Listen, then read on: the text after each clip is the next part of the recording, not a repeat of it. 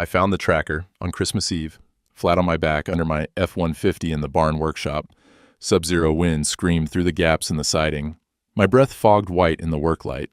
I was doing what I'd done every Christmas Eve for 40 years. Change the oil, check the filters, keep things running. My hand brushed something smooth under the frame rail. Plastic, electronic, small as a matchbook but dense, tucked deep where it couldn't fall by accident. I pulled it out. GPS tracker, professional grade. The smell of motor oil and diesel couldn't cover the cold sweat breaking on my neck. I'd seen devices like this in Korea, 1952. We'd plant them on enemy supply trucks, track them, wait for the right moment. My wedding ring clinked against the steel undercarriage as I braced myself up. Only 3 people touched this truck.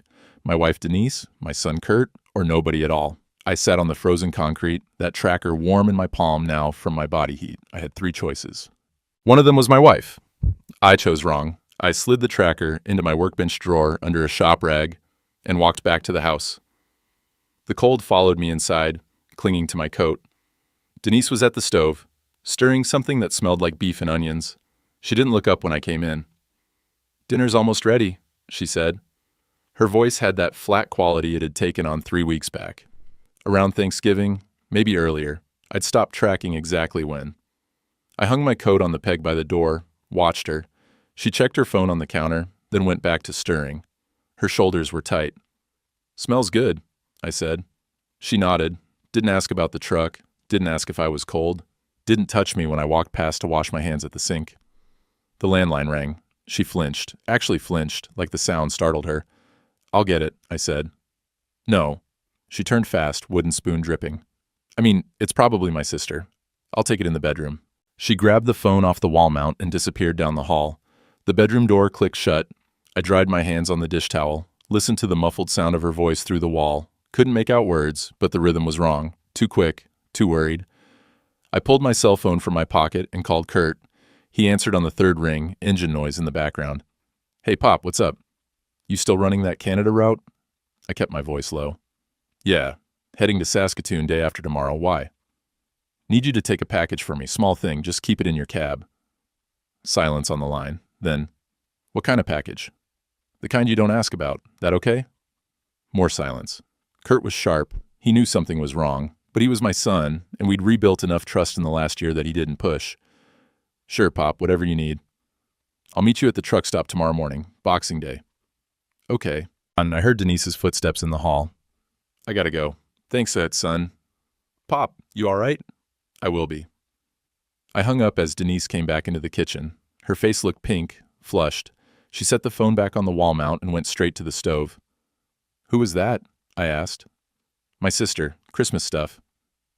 She didn't look at me, just kept stirring. "Dinner's ready. You hungry?"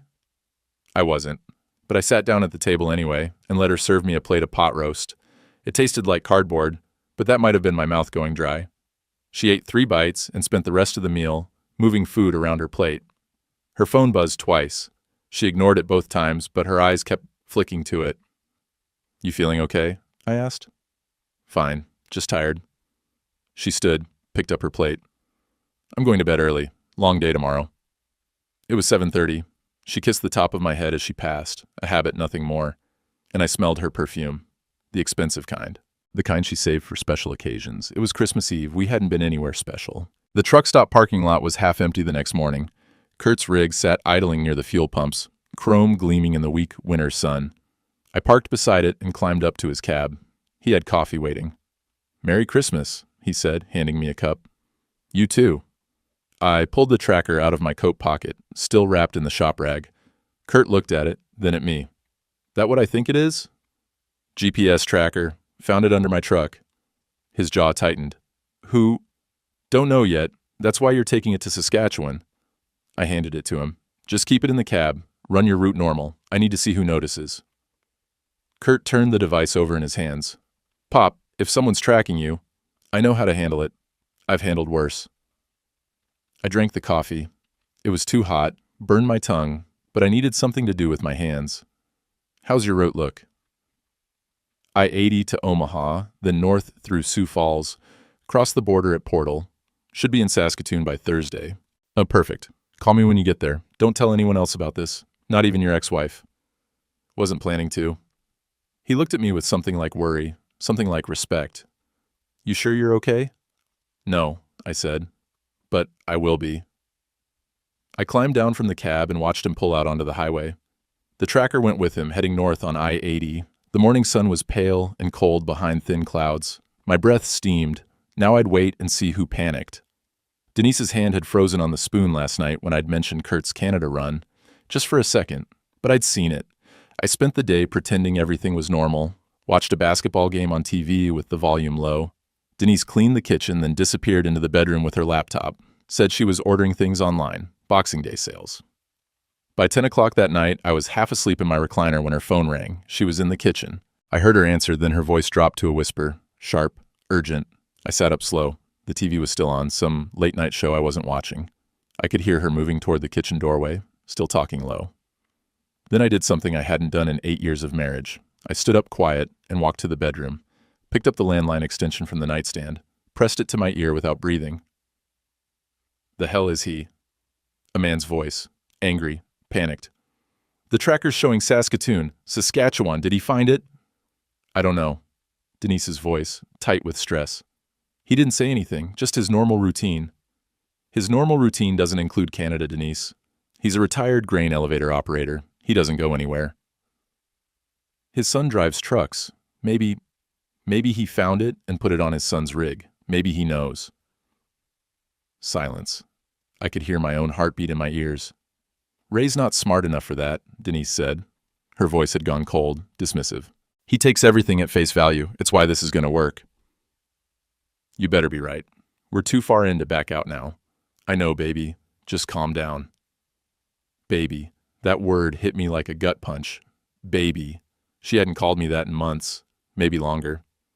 I can't calm down, the man said. If he knows, he doesn't know. He's probably sitting in his chair watching TV right now, half asleep. Trust me, Ray's predictable. Yeah, well, predictable doesn't explain why the tracker's in Canada. I'll figure it out. Just stick to the plan. Spring's only 4 months away. 4 months feels like a long time right now. It'll go fast, and then we're done. Free and clear. The man exhaled. All right, but if anything else seems off, I'll call you, I promise. Now I have to go before he wonders where I am. They hung up. I stood there in the dark bedroom, phone still pressed to my ear, listening to the dial tone. My hands were shaking, not from fear, from rage. I set the phone back in its cradle, careful not to make noise. Walked back to the living room and sat down in my recliner like nothing had happened. Denise came around the corner 30 seconds later. Her face looked normal, composed. She even smiled. I'm heading to bed, she said. You coming? In a bit. Game's almost over. She hesitated. Everything okay? I looked at her, really looked at her. 8 years I'd been married to this woman. 8 years since Martha died and the loneliness got so big I couldn't stand it anymore. Denise had filled that silence, made me laugh, made me feel like I could love again. I'm fine, I said. Sleep well. She nodded and disappeared down the hall. I sat there until midnight, staring at the TV, without seeing it. That man's voice kept echoing in my head. Baby, stick to the plan. Spring's only 4 months away. The bank opened at 9. I was there at 9:02. Sharon, the young teller, looked up when I walked in. She had kind eyes and always remembered my name. Merry day after Christmas, Mr. Hollister. What can I do for you? Need to check if there's any loans in my name? Any new accounts? Her smile faltered. Is something wrong? Just want to make sure everything's in order. She typed on her computer, frowned, typed some more, then her face went careful. There's a refinance on your property, processed in November. Do you want me to pull up the details? November, 3 weeks before I found the tracker. Yeah, let me see it. She printed the paperwork and slid it across the counter. I scanned it. Land refinance, 480 acres. Terms that made no sense, balloon payment, variable interest, penalties buried in the fine print, and at the bottom, my signature. Except it wasn't my signature. Close but wrong. The R in Ray had a loop I never made. The tail on the Y dropped too far. I didn't sign this, I said. Sharon's face went pale. Mr. Hollister? I didn't sign this. Someone forged my name. Let me get the branch manager. 10 minutes later, I was sitting in a cramped office while a man in a cheap suit told me that without the original deed showing my sole ownership, he couldn't help me. Bank had copies of the refinance I supposedly signed. But the original deed? That burned in a barn fire 20 years ago. Everyone in Prairie View knew that. County clerk's office can issue a certified copy, he said. You'll need that to dispute the signature. Fine, I'll go there today. Well, he cleared his throat. Office is closed until March 10th. Ice storm hit last night. Roads out to the county seat are impassable. They shut down for winter. I stared at him. When can I file? March 10th. Maybe earlier if we get a thaw. I stood up. The room felt too small, too hot. And if I can't get the deed by spring? He didn't meet my eyes. The loan agreement stipulates that if spring planning permits aren't filed by April 15th with proof of ownership, the property reverts to bank possession. 10 weeks. I had 10 weeks, and no way to get the deed. Frank Deering showed up 2 days later with a duffel bag that clinked when he set it down. Heard you might need some help, he said. I'd called him the night before, hadn't said much, just that I had a problem and needed eyes I could trust. Frank and I went back to Korea. We dug foxholes together, shared sea rations in the snow, watched each other's backs when the Chinese came over the hills. 60 years later, that still meant something. Come in, I said. Coffee's on. We sat at the kitchen table. Denise was in town, said she had errands. I'd watched her drive away an hour ago, phone already pressed to her ear before she hit the road. Frank unzipped the duffel. Inside were devices I recognized, small recording units, the kind you could hide in a car or a room, wireless, voice-activated. This is what you need, he said. Plant them where you think conversations are happening. They'll record everything, upload to a secure server. You can monitor from any computer. I picked one up. It was smaller than a deck of cards, matty black. Where'd you get these? I run a security equipment business now, online. Turns out being paranoid in a war makes you good at selling surveillance gear to paranoid civilians. He smiled, but it didn't reach his eyes. Ray, what's going on? I told him. All of it. The tracker, the phone call I'd overheard, the forged loan documents, the county office locked down by winter. When I finished, Frank sat back and let out a long breath. You know what this is, right? Theft. Worse, it's an ambush. They're using winter as a weapon, timing it so you can't defend yourself. He tapped the table. In Korea, we called this intelligence gathering. It's not dirty, it's survival. I feel like I'm spying on my own wife. You are, because she's the enemy now. Frank's voice was flat, matter of fact. You taught me something in Korea. Remember you said, sentiment gets you killed, facts keep you alive. These devices will get you facts. I looked at the recording units spread across my kitchen table, felt the weight of what I was about to do. All right, I said. Show me how they work. We spent the next hour installing them, one under the dashboard of my truck, one behind the living room curtain rod, one in the kitchen, tucked inside the top cabinet where Denise kept the fancy dishes we never used. Frank showed me how to access the recordings on my old laptop, how to download files, how to keep it all password protected. You need anything else, you call me, he said as he packed up his empty duffel. Day or night, I mean it. I know. Thanks, Frank. After he left, I sat on the porch, despite the cold. The wind had died down, but the temperature was still single digits. My breath came out in clouds. Down the road, I could see the grain elevator rising above the flat prairie like a concrete monument. I'd worked there 40 years, climbed that tower every morning to check the bins, knew every creak and groan of that structure. Felt like a lifetime ago. My phone rang. Kurt. Made it to Saskatoon, he said. Dropped the load. Heading back tomorrow. Good. Everything go smooth?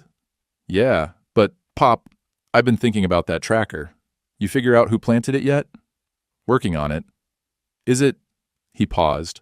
I could hear truck stop noise in the background, diesel engines and air brakes. Is it Denise? I don't know yet. But you think it might be. I didn't answer. Pop, if she's doing something, if she's hurting you, I can handle it, Kurt. I know you can, but you don't have to handle it alone. I'm 3 hours away. I can be there by midnight. Something in my chest loosened. My son, Martha's boy, offering to drive through the night because he thought his old man might need him. Stay in Saskatoon tonight. Get some rest. I'll call you if I need you. Promise? Promise. After we hung up, I went back inside. The house was still empty. Denise wouldn't be home for another hour at least. I opened my laptop and logged into the monitoring software Frank had set up. There were already 2 recordings, both from my truck. I clicked the first one. Denise's voice, crystal clear. Can't keep calling me like this. What if Ray checks the phone records? A man's voice. The same one from Christmas night. He won't. He doesn't even know how to check email. You said so yourself. I know, but nothing. We're so close, Denise. 4 more months and that farm is ours. 2.4 million once we sell to the developer. We split it and disappear. Mexico, somewhere warm. Somewhere he'll never find us. Troy, I feel guilty sometimes. He's a good man. He doesn't deserve this. He's an old fool who got lucky with land his daddy homesteaded. We deserve that money more than he does. We're young enough to enjoy it. Young. Troy sounded mid-40s maybe. 10 years younger than Denise. 15 years younger than me. You're right, Denise said. Her voice had hardened. You're right. I just need to hold it together until spring. That's my girl. Now, about the life insurance policy. Did you get him to sign the beneficiary change? Not yet. He's suspicious about signing anything right now, but I'll work on it. Good, because if this goes sideways, we need that $500,000 as backup. The recording ended. I sat there staring at the laptop screen. They weren't just stealing the farm, they were planning for me to die. I saved the file, labeled it evidence number 1. Then I made myself a pot of coffee and waited for my wife to come home. Sunday morning came cold and clear. Denise wanted to go to church, said we hadn't been in weeks and people would talk. I didn't argue. In a town this small, absence gets noticed faster than presence. The Lutheran church sat on Main Street, white clapboard with a bell tower that hadn't rung in years. Inside smelled like old hymn books and lemon furniture polish. We took our usual pew, 3rd row from the back. Denise smiled at the neighbors, squeezed my hand during the opening prayer like everything was normal. Pastor Mills preached about forgiveness, the importance of trust in marriage. I watched Denise nod along, her face serene. After the service, Pastor Mills caught my arm in the fellowship hall. He was 65, gray beard, kind eyes that had seen a lot of Prairie View's secrets over the years. Ray, could I speak with you a moment, privately? We stepped into his office. He closed the door. The smell of coffee and old books filled the small space. Denise came to see me yesterday, he said. My stomach dropped. She's worried about you. Says you've been forgetting conversations, accusing her of things that didn't happen, getting confused about what you've signed and what you haven't. He paused. She thinks it might be early dementia. I stared at him. That's not true. I'm not saying it is. But Ray, getting older is hard. Memory issues are nothing to be ashamed of. My own father had them toward the end. I don't have memory issues. My voice came out harder than I meant. I know exactly what I've signed, and I know what I haven't. Pastor Mills held up his hands. I'm just concerned. Denise is concerned. She loves you. She's scared. Did she tell you about the refinance loan, the one with my forged signature? His face shifted, uncomfortable. She mentioned you were upset about some bank paperwork, said you didn't remember signing it. Because I didn't sign it. Someone forged my name. Ray, he sat down behind his desk, gestured for me to sit too. I didn't. Is it possible, just possible, that you signed it and don't recall? Denise said it was back in November. That's 3 months ago. I didn't sign it. Okay, but can you prove that? I opened my mouth, closed it. Without the original deed, without access to the county office, I couldn't prove anything. Just my word against paperwork that looked legitimate. I thought so, Pastor Mills said gently. Ray, I think you should see a doctor. Get evaluated. Rule out any cognitive issues for your own peace of mind. There's nothing wrong with my mind. Then proving that will only help your case, won't it? I walked out of his office without another word. In the fellowship hall, Denise was talking to Jim and Carol Henderson, our neighbors. When Jim saw me, his expression shifted to something like pity. Ray, good to see you, Jim said, too loud. Too cheerful, the way people talk to children, or the senile. How are you feeling? Fine. Denise mentioned you've been having some hard times lately. Getting older's tough, isn't it? I forget where I put my keys twice a week. He laughed. No one else did. Carol patted my arm. If you ever need anything, dear, just let us know. We're right next door. I looked at Denise. She met my eyes with perfect concern, perfect sympathy. She'd already told them, already planted the story that I was losing my mind. We should go, I said. On the drive home, Denise reached over and squeezed my knee. I know you're upset, But Pastor Mills is right. Maybe we should get you checked out, just to be safe. I didn't answer, kept my eyes on the road. Fields stretched empty and white on both sides, frozen solid under gray sky. Ray, I'm trying to help you. I know what you're trying to do. What does that mean? I pulled into our driveway and put the truck in park, turned to face her. It means I know about Troy. Her face went blank, then confused. Oscar-worthy performance. Troy? Who's Troy? Your financial advisor, the one who calls you baby. I don't know what you're talking about. I heard you, on the phone, Christmas night. She stared at me. Something flickered behind her eyes. Calculation, maybe fear. Then her face crumpled. She started crying, big, heaving sobs that shook her shoulders. Oh my God, Ray, you're hearing things now? Making up people who don't exist? She grabbed my hand. Honey, this is exactly what I've been afraid of. You're getting paranoid, confused. There is no Troy. I don't know anyone named Troy. You called him baby. I've never called anyone but you that. She was crying harder now. Please, you have to let me take you to a doctor. This is serious. You're accusing me of having an affair with someone who doesn't even exist. I pulled my hand away, got out of the truck. She followed me into the house, still crying, still pleading.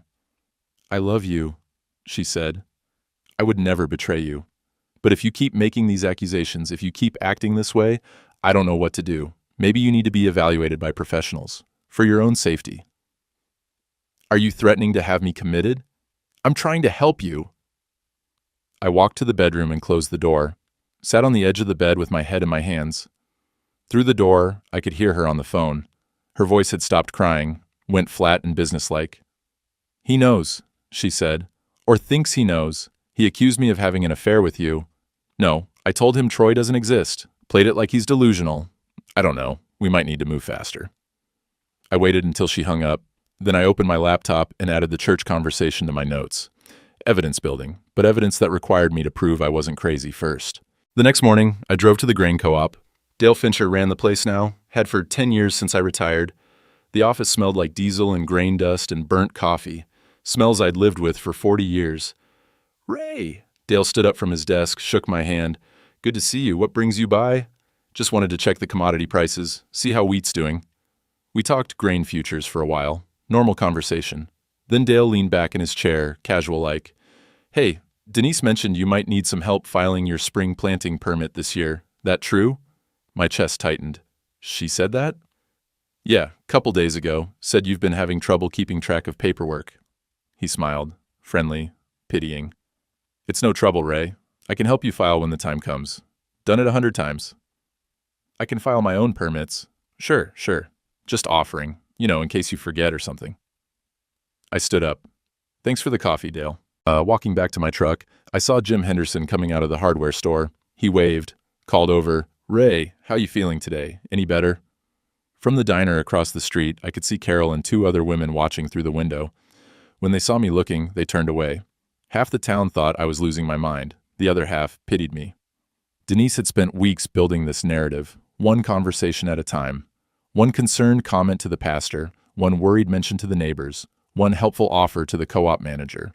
She was killing my reputation the same way winter kills crops, slowly, inevitably, with everyone watching but no one able to stop it. I got in my truck and sat there. My hands were shaking on the steering wheel, not from age, not from confusion, from rage. And underneath the rage, something worse. Doubt. Pastor Mills's question kept echoing. Is it possible you signed it and don't remember? I was 68 years old. What if I was forgetting things? What if Denise was telling the truth and I was the one making up conspiracies? What if I was losing my mind and didn't even know it? I drove out to the grain bins that afternoon. February cold, the kind that bites through your coat and settles in your bones. The bins stood in a row like steel sentinels, 12 of them, each one holding the memory of 40 harvests. My father built these with me in 1962. I was 23, fresh back from Korea, trying to forget the cold of those mountains by working myself to exhaustion in Nebraska heat. We'd mixed the concrete by hand, set the forms, poured the foundations. Dad said land without storage was like a body without a spine, couldn't stand up to anything. I walked the perimeter the way I used to every morning before work, touched the cold metal. It hummed under my palm, empty now, waiting for spring. The wind whistled through the ladder rungs. Out here, away from town, and Denise and people looking at me like I was broken, I could think clearly. I hadn't signed those papers. I knew my own signature, knew the way my hand moved when I wrote my name. The forgery was good, but it wasn't perfect. The R was wrong. The Y dropped too far. But no one believed me, or no one wanted to believe me, because believing me meant Denise was lying, and lying meant planning, and planning meant something darker than anyone in Prairie View wanted to imagine about the nice woman who'd married the lonely widower. I stood there until my feet went numb, stared out at the flat white fields stretching to the horizon. This land had been in my family since 1947. My father broke it with horses, planted it by hand that first year, built a house, built a life, passed it to me with the understanding I'd do the same for my son. Denise wanted to sell it to developers, turn it into condos or strip malls or whatever brought the most money. Erase 75 years like it meant nothing. My phone rang. Jolene, Martha's sister. I almost didn't answer. I hadn't talked to her since Thanksgiving, but something made me pick up. Ray, it's Jolene. How are you? Her voice was warm, real, no pity in it. I'm all right. Cold day. I can imagine. Listen, I'm driving down next week, Wednesday if that works. Need to talk to you about something. What about? Something Martha left. A lockbox. She made me promise to give it to you if... She paused. If you ever remarried foolishly. I almost laughed. It came out as more of a choke. She said that? Those exact words. She knew you, Ray. Knew your heart was too big. Knew someone might take advantage someday. Jolene's voice softened. She wanted you to be protected, even after she was gone. What's in the lockbox? Documents, papers she kept. I haven't opened it, wasn't supposed to unless the situation called for it, but I've been hearing things through the family grapevine. About Denise. About you having trouble with bank papers. Who told you that? Does it matter? Small towns talk. And I remember what Martha always said. Ray takes people at face value. It's his best quality and his worst. She sighed. I should have given you this lockbox years ago, but I didn't want to interfere. Didn't want to assume the worst of Denise. Now I think I waited too long. You didn't wait too long. Wednesday then. I'll bring lunch. We can talk. After she hung up, I stayed by the bins until the sun started dropping. The sky turned that particular February gray, the color of frozen mud and dead grass and waiting. The wind picked up, carrying the smell of distant snow. I walked back to my truck. On the seat was the life insurance policy I'd pulled from the file cabinet that morning. I checked the beneficiary page 3 times, still listed Martha. I'd never changed it after she died. Never saw the point, since Denise had her own policy through the bank where she used to work. But Denise thought I'd signed it over to her. Troy had mentioned it on the recording, that $500,000 backup plan, which meant she had a forged copy somewhere, another piece of paper with my fake signature, ready to produce if I died unexpectedly. An accident on icy roads, a heart attack in the barn, something that looked natural for a 68-year-old man in the middle of a Nebraska winter. I locked the policy in my glove box and drove home. Denise was at the kitchen table when I came in, papers spread out in front of her. That red pen she always used for budget meetings. She looked up and smiled. Hey, I was getting worried. You were gone a long time. Just checking the bins. In this cold? Ray, you need to be more careful. You're not 20 anymore. I hung my coat up, poured myself coffee from the pot she'd made. It smelled burnt, like it had been sitting too long. I talked to Kurt today, she said, tapping her pen against the papers. He mentioned you asked him to take something to Canada for you. What was that about? Just some parts for a buddy's truck up there. Oh. She went back to her papers, casual, but I saw the tension in her shoulders. Well, that was nice of you. Helping out. Kurt's good about those kinds of favors. He's a good son. You're lucky. She made a note with her red pen. Speaking of which, I was thinking, maybe we should have him over for dinner soon. Family time. Before spring gets busy. Sure. And Ray? She looked up again. Her eyes were soft, concerned. I'm sorry about yesterday, getting upset. I'm just scared. Watching you struggle with memory things, it's hard, but I love you. We'll get through this together. I drank my coffee. It tasted like ash. I know you don't believe me about Troy, she continued, but I promise there's no one else. There's never been anyone else. You're my husband, my partner. I would never hurt you. She stood up, came around the table, put her arms around me from behind, her chin on my shoulder. I could smell her perfume again, that expensive kind. We're a team, she whispered. Right? Right, I said. She kissed my cheek and went back to her papers. I finished my coffee and went to the bedroom, logged into the monitoring software on my laptop. There were 3 new recordings from that afternoon, all from the kitchen while I'd been at the bins. I clicked the first one, Denise's voice. He's getting suspicious. I think we need to move the timeline up. No, I can handle him. He's just confused. The lockbox? What lockbox? My hand froze on the mouse. Martha's sister's bringing it Wednesday, Denise said. Some papers Martha kept. I don't know what's in it, but if it's the original deed... Troy's voice, sharp. Then we're screwed. You need to get that lockbox before she gives it to him. I'll figure it out. Just stay calm. Calm? Denise, if he gets proof of ownership before April, the bank can't foreclose. We lose everything. I said I'll handle it. The recording ended. I sat there in the dark bedroom, laptop screen glowing. Martha had saved me. 10 years dead, and she was still protecting me. Wednesday couldn't come fast enough. The coffee shop on Main Street was where Prairie View's reputation lived and died. 6 tables, a counter with chrome stools, and gossip that moved faster than the Wi-Fi. I stopped in Tuesday morning for a cup to go and heard my name before I reached the counter. Such a shame about Ray Hollister. A woman's voice. Clara Mills, the pastor's wife. Denise is handling it so gracefully. I know. That was Barbara Kent, ran the flower shop. My aunt had dementia. Started the same way. Paranoia, accusations. It's heartbreaking. I stood at the counter. They saw me, went quiet. Then Clara came over, touched my arm. Ray, honey, how are you today? Fine, thanks. We're praying for you, the whole congregation. If you need anything at all, I'm fine, I said again. The barista handed me my coffee. I could feel everyone watching, pitying. When I walked out, the conversation started up again before the door even closed.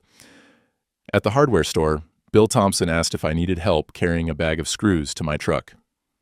5 pounds of screws. I'd carried 100-pound feed sacks for 40 years. At the post office, the clerk spoke slowly, enunciating each word like I might not understand. Asked twice if I was sure about the address I'd written.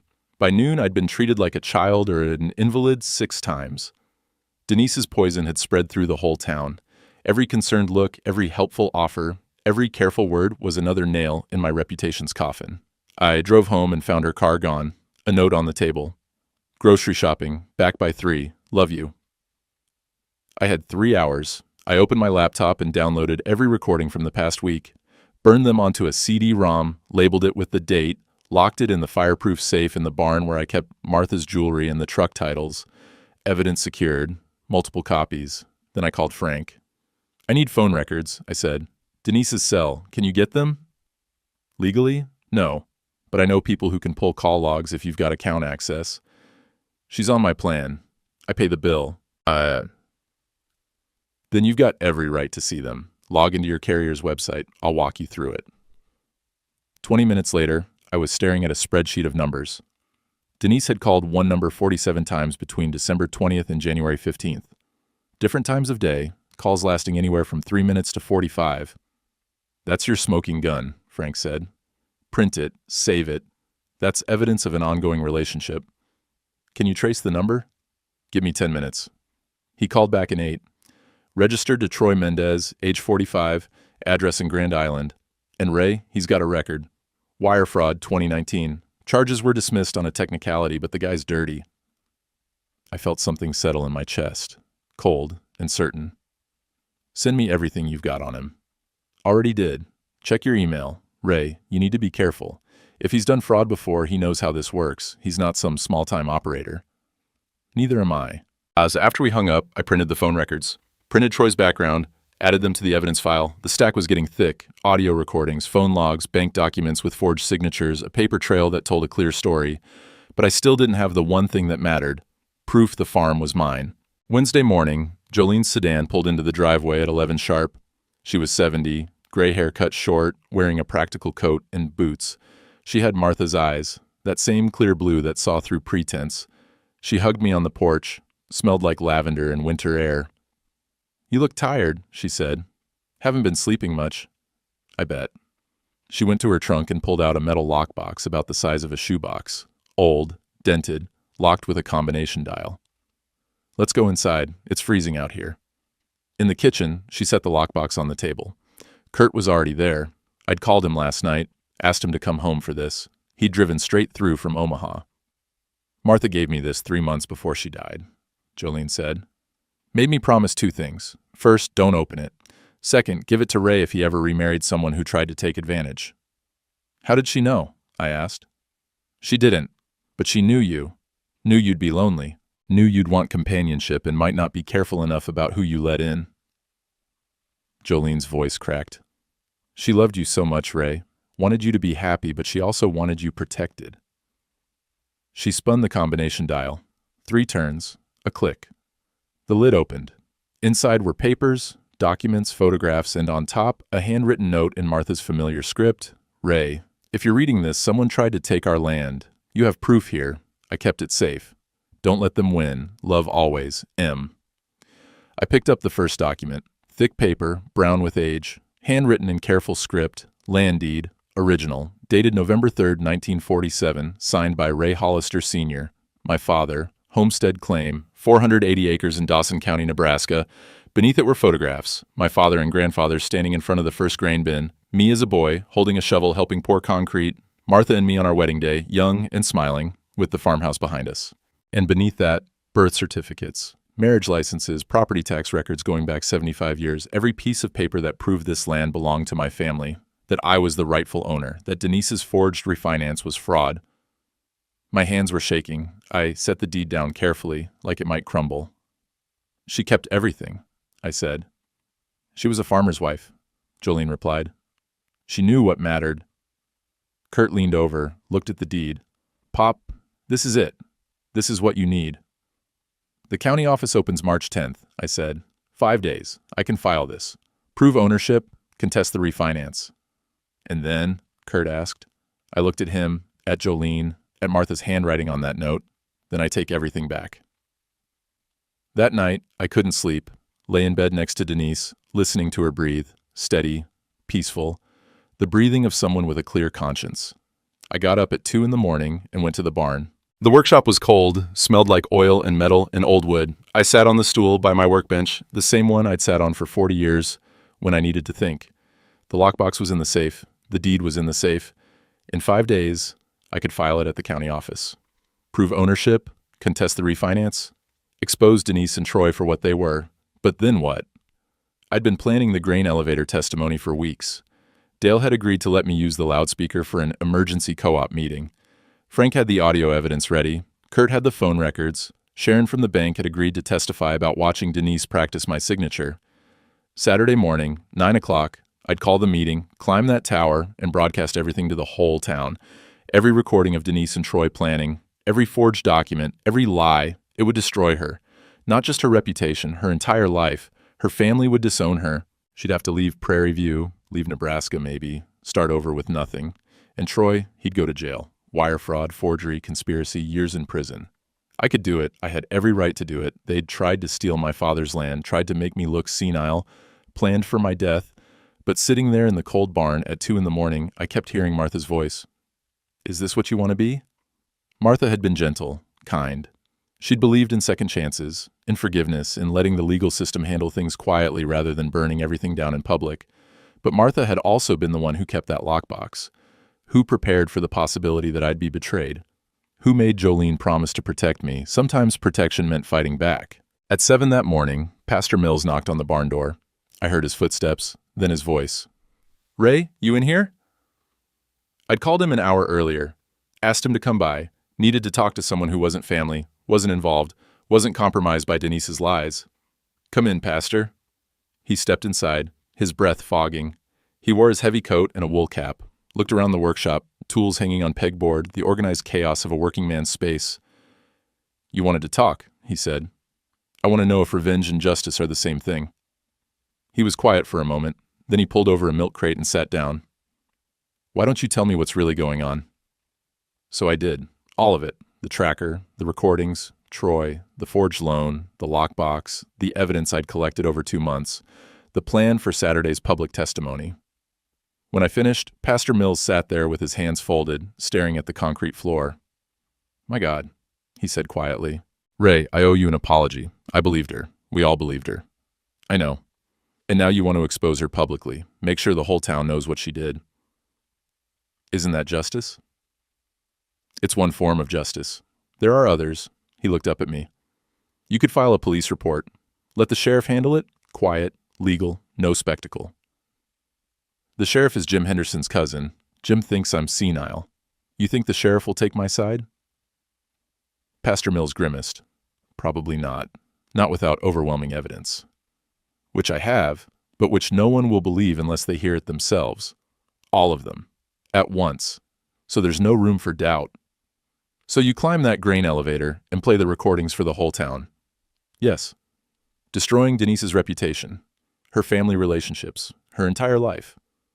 "She tried to destroy mine." "I know."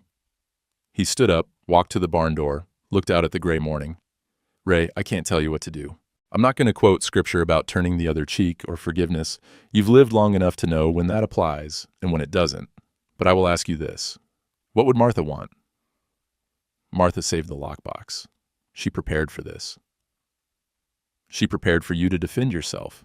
That's different than public humiliation." "Is it?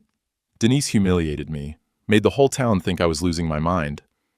And you're right to be angry. You're right to want justice." Pastor Mills turned back to me. "But justice and vengeance aren't always the same thing. Justice protects you. Vengeance destroys her. Sometimes they overlap. Sometimes they don't. You need to decide which one you're after." After he left, I sat in the barn until the sun came up. Thought about Martha, about the life we'd built, about the kind of man she'd married. She'd married someone who didn't fight dirty, who kept his word, who did the right thing even when it was hard. But she'd also married someone who protected what was his, who didn't back down from threats, who understood that sometimes you had to stand your ground. I pulled out my phone and called Frank. "Saturday's still on?" he asked. "Saturday's still on." "You sure?" "I'm sure." I looked out at the fields, white and frozen, waiting for spring. "She tried to take my father's land. She made this town think I was crazy. She planned for me to die. I don't owe her mercy." "No," Frank said. "You don't." After we hung up, I went back to the house. Denise was making breakfast, eggs and toast. She smiled when I came in. "There you are. I was worried. You okay?" "Fine. Just the thinking." "About what?" "Spring," I said. "It'll be here soon." She nodded, went back to the stove. "Dale called yesterday, asked if you wanted help filing your planting permit this year. I told him you'd appreciate it. That okay?" "That's fine." "Good. I'm glad you're letting people help. There's no shame in it, Ray. We all need help sometimes." I drank my coffee. It was bitter. She'd made it too strong. "Jolene came by yesterday," Denise said casually. "Saw her car. What did she want?" "Just visiting. Brought some of Martha's old things." "Oh, that's nice." She set a plate in front of me. "Anything important?" "Just memories." She smiled, kissed the top of my head. "Well, I'm glad you got to see her. Family's important." I ate my eggs, watched her move around the kitchen. This woman I'd married 8 years ago, hoping for companionship in my old age. This woman who'd seen me as nothing more than a bank account with a heartbeat. 2 more days until I could file the deed. 3 more days until Saturday. I asked myself what Martha would do. Then I realized Martha would have never let Denise in the house. Martha's instincts had been better than mine. I had to finish what my stupidity started. Friday morning I drove to the county seat. The roads were clear for the first time in 3 months. Brown mud lined the ditches, patches of old snow melting in the weak March sun. The county clerk's office smelled like paper and floor wax and bureaucracy. I filed the original deed. The clerk examined it, checked the signatures against historical records, stamped it official, gave me 3 certified copies. "This supersedes any refinance paperwork," she said. "You're listed as sole owner, has been since your father transferred it to you in 1968. What about the November refinance?" She pulled it up on her computer, frowned. "This signature doesn't match our records. Someone should file a fraud report." "I will, after tomorrow." She looked at me over her glasses. "Sir, if this is fraud, It is, and it'll be handled. I just need to do it my way. She didn't argue. Small-town clerks understand that sometimes local justice moves faster than state law. I drove back to Prairie View with the certified deeds locked in my glove box. The farm was mine, legally, undeniably. No matter what Denise or Troy or the bank said, I had proof. Now I just needed everyone else to see it. Saturday morning came cold and clear. I was up at 5, coffee made, stomach churning. Kurt arrived at 6, Frank at 6:30. We sat at the kitchen table and went through the plan one more time. Audio recordings on the USB drive, Frank said, tapping it. Dale's got the loudspeaker system ready. You just plug this in, hit play. Phone records printed, Kurt added, holding up the stack. 47 calls in 3 weeks, that tells the story. Deed certified by the county, I said. Original and 3 copies, plus the forged refinance for comparison. Sharon's ready to testify about Denise practicing your signature, Frank said. She'll be there at 9. I looked at both of them, my son, my brother in arms, the only 2 people in this town who'd believed me from the start. Thank you, I said. Kurt squeezed my shoulder. Let's go get your farm back, Pop. Denise was still asleep when we left. I told her yesterday I was going to the co-op for a regular Saturday meeting. She'd nodded, barely looking up from her phone. The grain elevator rose above Prairie View like a concrete monument to every harvest I'd ever worked. 120 feet of weather-stained tower, the co-op logo faded on the side, metal ladder running up the north face. At the top, the loudspeaker system we used for emergency announcements, tornado warnings mostly, or the occasional call for volunteer firefighters. Today, it would announce a different kind of emergency. Dale met us at the base. Loudspeakers ready. You sure about this, Ray? I'm sure. All right. I called the members like you asked. Said it was urgent co-op business. Most of them should be here by 9. By 8:45, trucks and cars lined Main Street. Word had spread fast. Emergency meeting at the grain elevator. In a town this small, that meant everyone would show. Co-op members, church folks, neighbors, the curious, the concerned. I saw Denise's car pull up at 8:50. She got out, looking confused. Saw me standing at the base of the elevator with Kurt and Frank. Her face went carefully neutral. Pastor Mills arrived.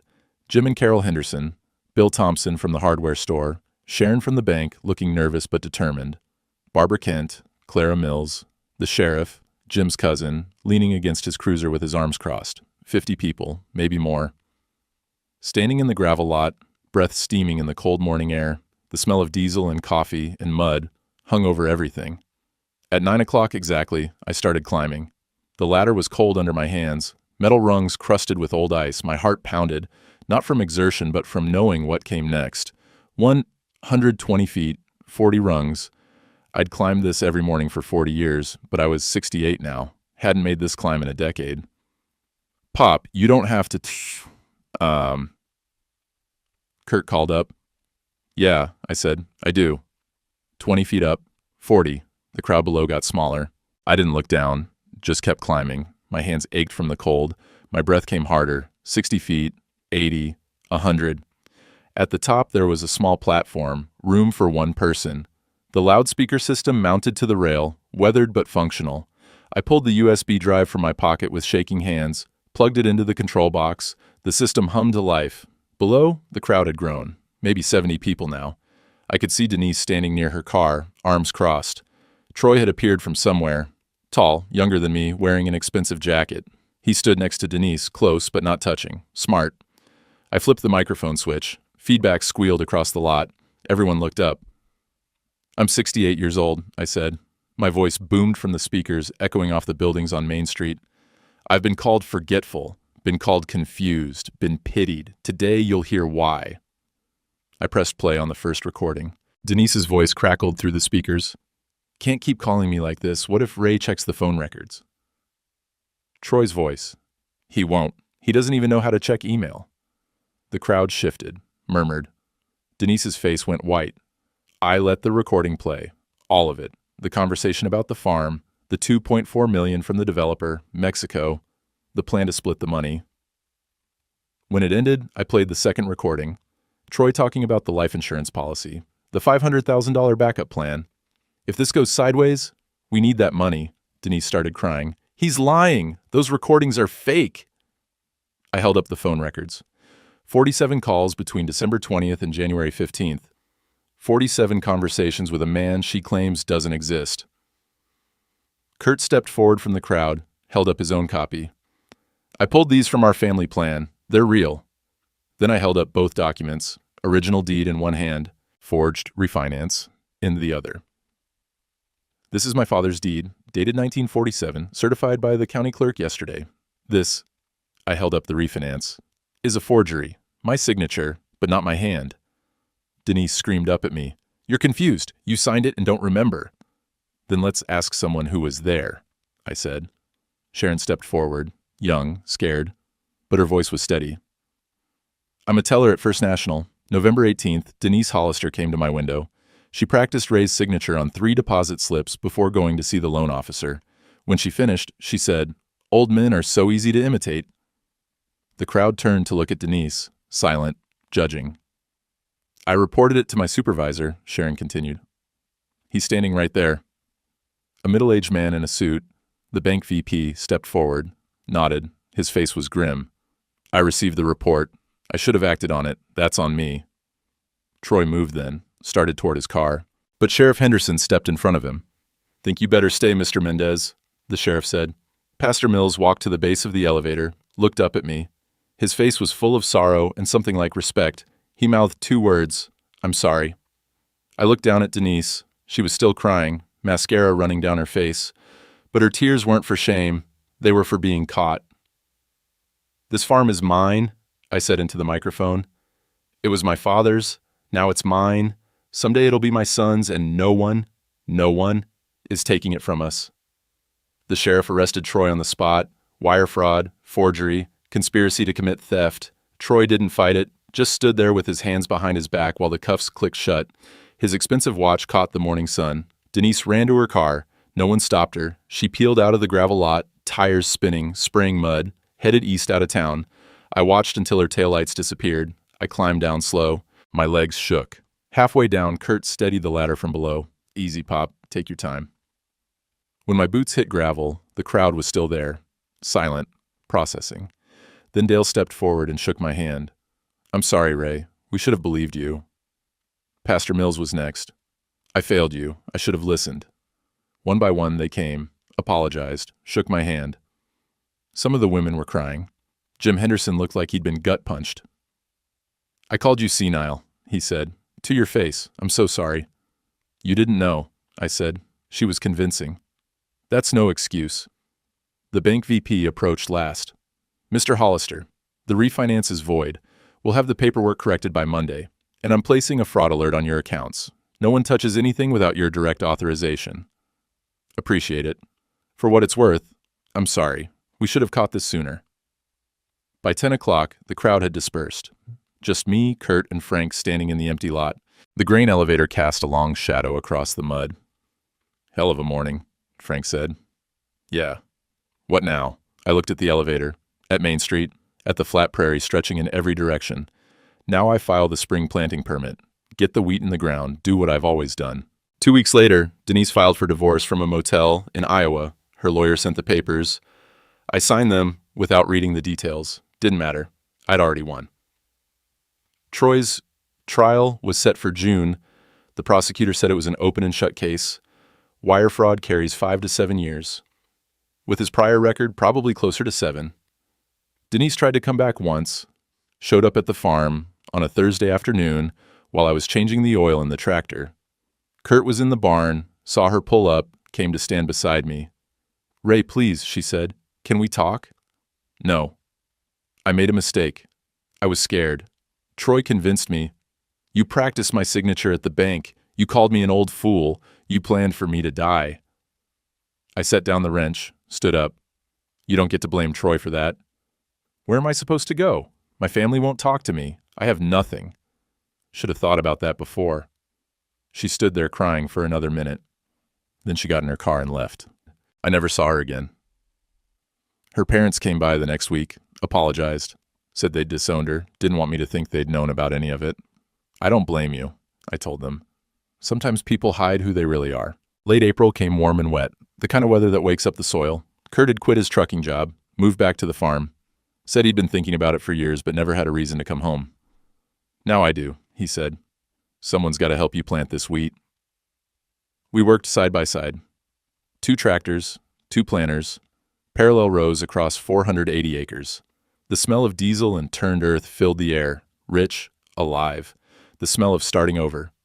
Jolene visited on a Sunday, brought Martha's photo albums. We sat on the porch and looked through them, Martha young and smiling, me with dark hair and no lines on my face, the farm in its early days. She'd be proud of you, Jolene said, for fighting back, for keeping the land. She saved me, that lockbox. She loved you. Even death doesn't stop that kind of love. After Jolene left, I walked out to the grain bins. The bins my father and I built 60 years ago, touched the cold metal. It hummed different now.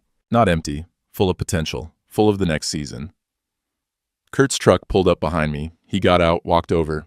Just got off the phone with the seed supplier. We're good for another 40 acres if you want to expand. Let's stick with what we've got. Don't need to be greedy. He smiled. Fair enough. We stood there looking at the fields. Green shoots were already coming up. Tiny, fragile, but growing. Pop, can I ask you something? Sure. Do you regret it? Marrying Denise? I thought about that. I regret being lonely enough to ignore the red flags, but I don't regret learning the lesson. What lesson? That land doesn't betray you, only people do, and some people see legacy where others just see dollar signs. I looked at him. You'll inherit this place someday. When you do, remember that. Choose your partner like your life depends on it, because it does. I will. By early May, the wheat was ankle high, green and strong. I walked through it one evening, boots sinking in the soft earth. The sun was setting, painting the sky orange and pink. The grain elevator stood black against the light. I thought about Martha, about my father, about 75 years of family history pressed into this soil. Denise had tried to erase it, turn it into condos or strip malls or whatever brought the most money. But she'd failed. The land was still here, still mine, still growing. Some things don't change, some things shouldn't, and some betrayals just teach you the difference. I sat on the porch that evening with a cup of coffee going cold in my hands. The air smelled like growing things, wheat and warming soil, and the faint sweetness of cottonwood buds opening along the creek. Spring sounds drifted across the fields, meadowlarks, the distant hum of Kurt's tractor finishing the evening work, wind moving through new grain like a whisper. The grain elevator stood dark against the sunset. I'd climbed that tower in February cold, with my heart pounding and evidence in my pocket, broadcast my wife's betrayal to the whole town. It had felt necessary then, still did. But sitting here in May warmth, I wondered what Martha would have thought. She'd kept that lockbox for 10 years after dying, prepared for the possibility that I'd be foolish, that loneliness would make me vulnerable. She'd protected me, even from the grave. That's what love does. It prepares, it protects. It doesn't give up just because the heart stops beating. Denise had seen this land and calculated its value in dollars, $2.4 million if sold to developers.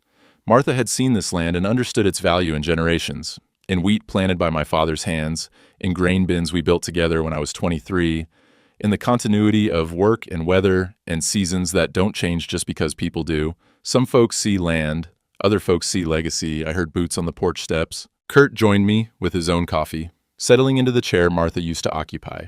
We sat without talking, just watched the sun drop below the horizon, painting the wheat field gold. You ever gonna marry again, Pop? Kurt asked finally. No, I had my one great love. Everything after was just me being scared of dying alone. I sipped the cold coffee. But you know what I learned?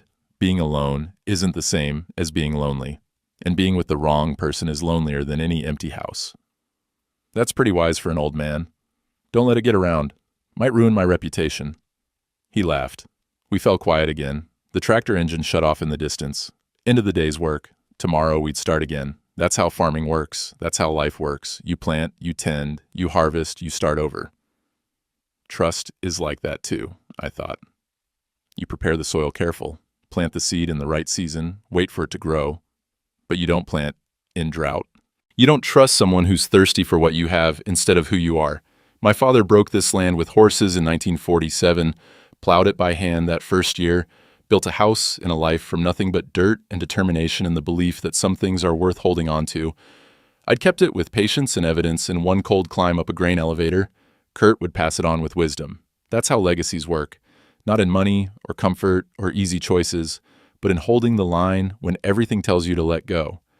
A green shoot pushed up through the porch boards, volunteer wheat from some long-ago spill. I reached down and touched it gently, soft, new, alive. The land doesn't lie, it just waits for honest hands. Screen door creaked, Kurt stood, stretched. I'm heading in. You coming? In a bit. He went inside. I stayed on the porch as darkness came. Stars appeared, the same stars my father saw when he first broke this ground. The same stars Martha and I watched on summer nights 40 years ago. Some things don't change, some things shouldn't, and I was grateful, finally, deeply grateful, to know the difference.